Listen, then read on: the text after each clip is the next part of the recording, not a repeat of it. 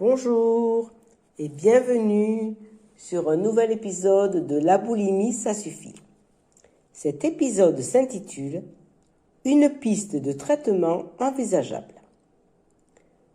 Revenons aujourd'hui au cœur même de l'addiction et prenons l'exemple d'une personne addicte au sucre. Elle a perdu ses 30 kilos de trop et surtout, elle maintient son poids grâce, d'une part, à un plan alimentaire équilibré. Je vous renvoie notamment à l'épisode sur la pyramide alimentaire. Et d'autre part, à un suivi psychologique régulier. Et voilà un traitement qui pourrait être proposé aux personnes souffrant d'une addiction alimentaire sévère diagnostiquée. Les personnes qui souffrent de troubles alimentaires sérieux ont besoin de recevoir un message d'espoir clair et solide, ainsi que des instructions rapides et faciles sur la manière de se rétablir de manière durable.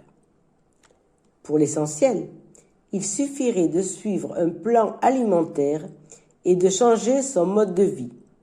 L'un ne va pas sans l'autre. Un plan alimentaire à lui seul est insuffisant. Il ramène à traiter seulement la partie physique. Un suivi psychologique à lui seul est insuffisant car il ne prend pas en compte la notion d'allergie physique à certains aliments. Il sera bien sûr suggéré un changement pour une perte de poids progressive en prenant en compte le rythme de vie de chacun. Il est important à ce stade de préciser que toute allergie physique est souvent irréversible. Ainsi, si une personne est diagnostiquée allergique au sucre, elle ne pourra probablement plus jamais en consommer sans conséquences physiques à plus ou moins long terme. C'est primordial de le savoir en toute connaissance de cause. C'est la définition même des addictions. Allez demander à un gros fumeur de ne fumer qu'une ou 2 cigarettes par jour, ou de ne fumer qu'occasionnellement lors des fêtes, par exemple. Vous voyez bien ainsi la cruauté de cette suggestion. Cependant, si elle arrive à contrôler sa consommation sur du long terme, c'est peut-être qu'elle n'est pas addicte, ou pas encore. Donc, restons clairs. Si l'allergie physique existe, elle ne disparaîtra pas le plus souvent. Évidemment, il y a toujours des exceptions. La personne aura toujours besoin de maintenir une bonne condition physique et émotionnelle pour se tenir loin de la rechute ou d'une trop grosse prise de risque. Elle doit être prête à poser des mesures concrètes, efficaces et appropriées pour ne pas exposer son corps et son esprit à des situations qui déclencheraient le phénomène de manque et l'amèneraient à céder à une envie irrésistible de ce paquet de chips qu'elle lorgne depuis peut-être trop longtemps ou de tout autre produit attirant pour elle. Mais comment savoir si l'on est un vrai dépendant ou différent? Comment savoir si l'on peut abuser de ces substances alimentaires occasionnellement et sous contrôle?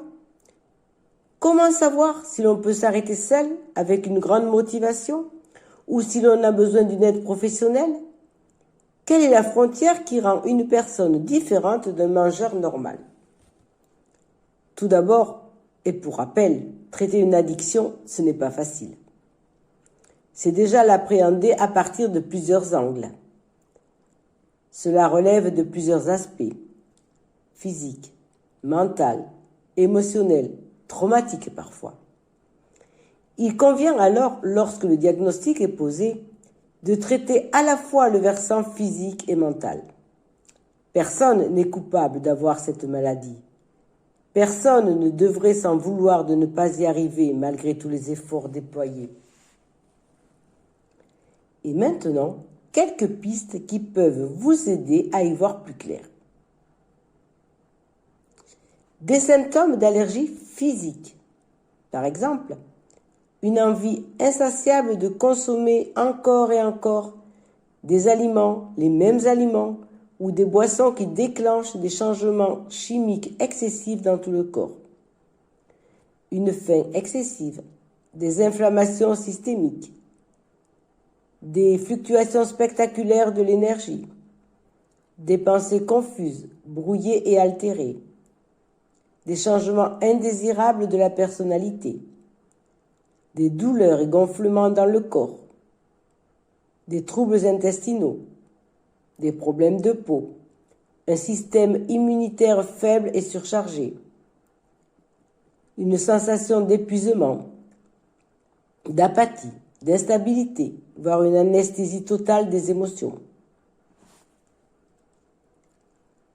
Des symptômes de vide intérieur, par exemple, un sentiment d'agitation, d'irritabilité et de mécontentement en général, une extrême sensibilité aux humeurs, aux paroles et aux actions des autres, les fameux « qu'en dira-t-on » ou « tout faire pour faire plaisir » ou « ne pas savoir dire non », une tendance à la rumination sur des détails ou sur des choses importantes.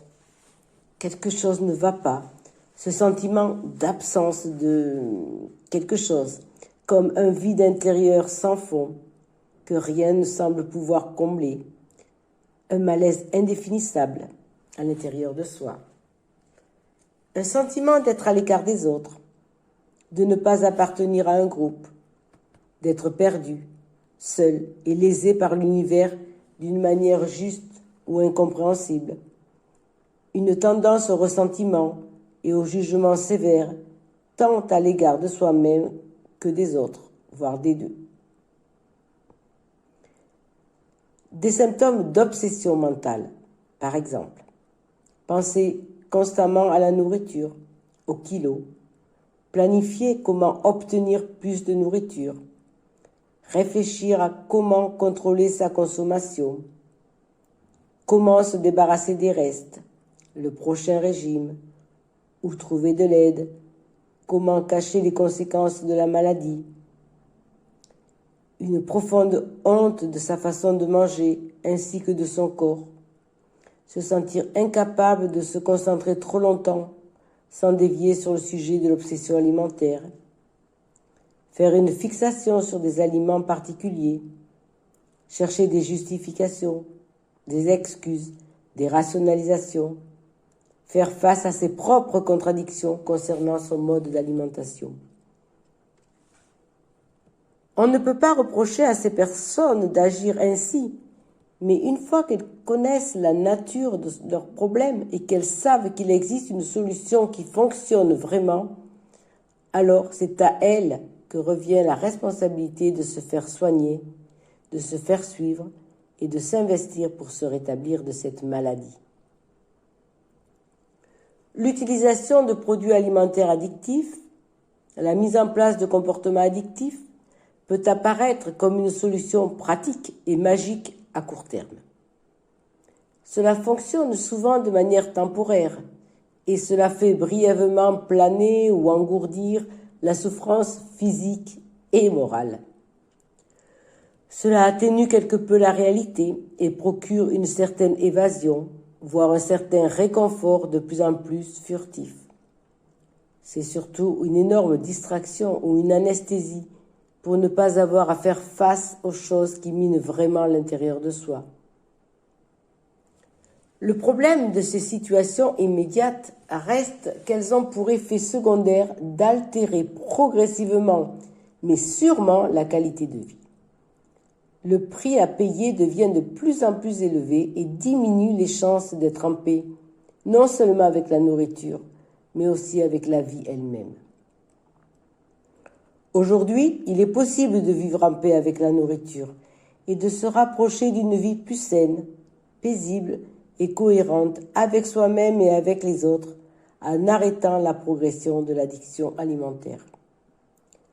Pour cela, il faut accepter de se faire aider et continuer à s'informer sur le domaine des addictions alimentaires. Il est aujourd'hui possible d'arrêter la progression de cette maladie et de retrouver un poids santé optimal pour mieux profiter de ce précieux cadeau qu'est la vie. Si cet épisode vous a plu, ou interpellé, n'hésitez pas à cliquer sur le pouce et à faire vos commentaires. Je vous dis à très bientôt.